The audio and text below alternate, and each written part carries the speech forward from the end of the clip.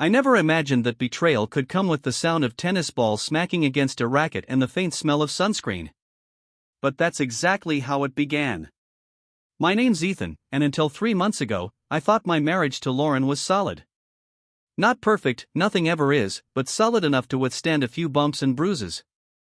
We had routines, a shared calendar, a dog named Murphy, and plans for a trip to the Alps next winter.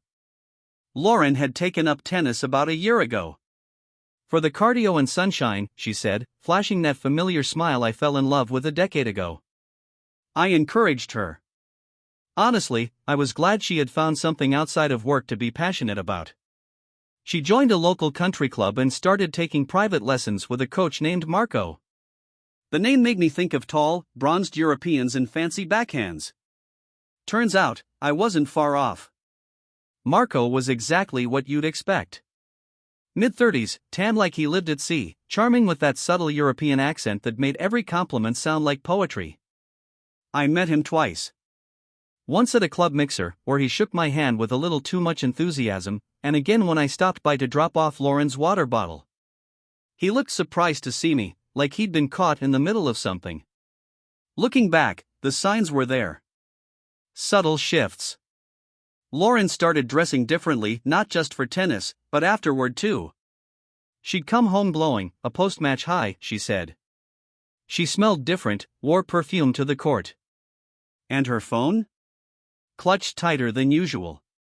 Password changed. Notifications silenced. I was suspicious, but denial is a powerful drug. You don't want to believe that the person you share your life with is sharing themselves with someone else. I even blamed myself. Maybe I'd been too distant, too distracted with work. Maybe I hadn't noticed when she started to drift. But the truth hit hard one Saturday afternoon. Murphy needed a walk, and Lauren had a long lesson at the club. I decided to surprise her with her favorite smoothie from the juice bar nearby. I figured I'd catch her after her session, share a laugh, maybe even a kiss across the net. Something romantic. When I arrived, the courts were quite odd for a Saturday. I walked toward court 3, where she usually played. That's when I heard them. Not words, but sounds. Laughter, moaning, the unmistakable rhythm of something far removed from tennis. I froze. My brain refused to process it. Curiosity, or stupidity, pushed me forward. The court was shielded by a tall hedge. I peeked through a gap.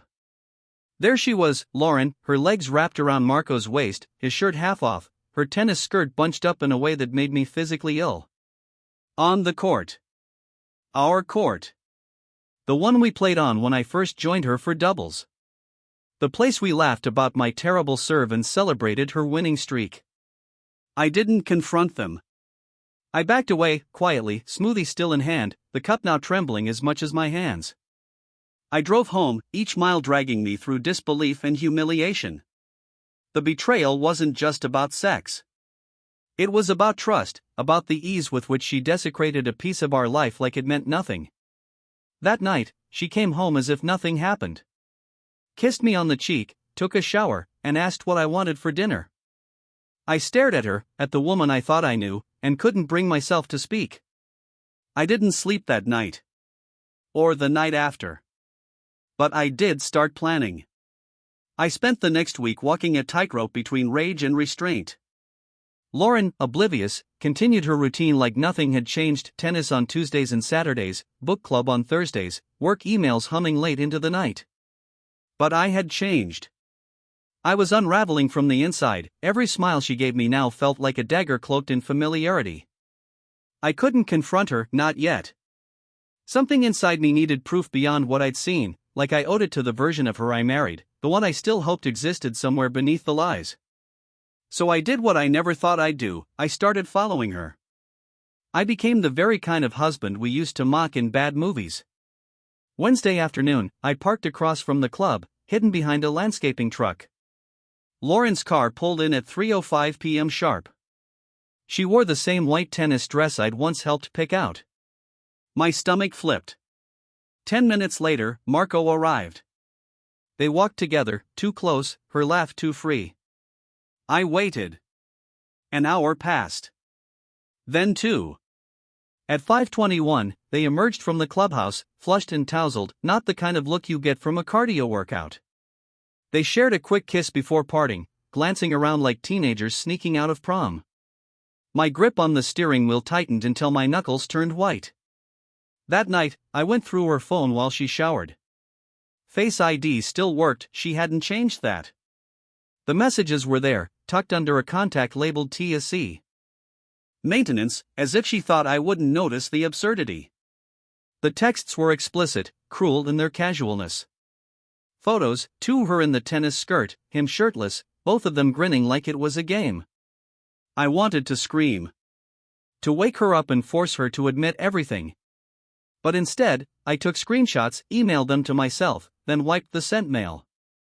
The next morning, I filed for divorce. But not before I planned my own final match. I waited until Saturday. She had her usual 4 p.m. lesson.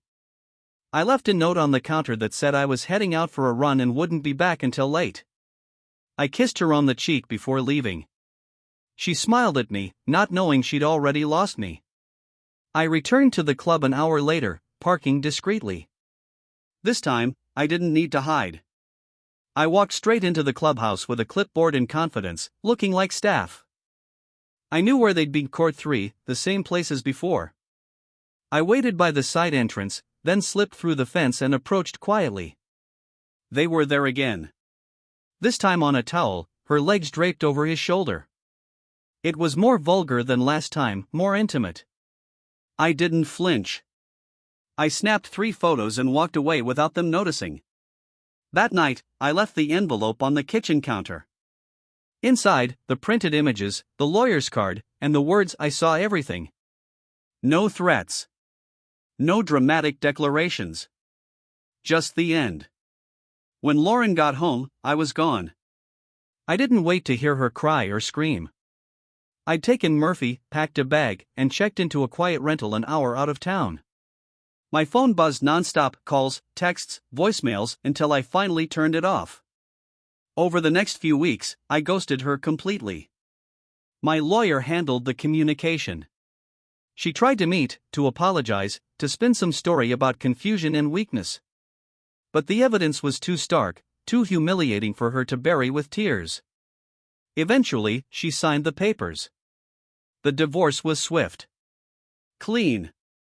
Brutal. It's been 3 months now.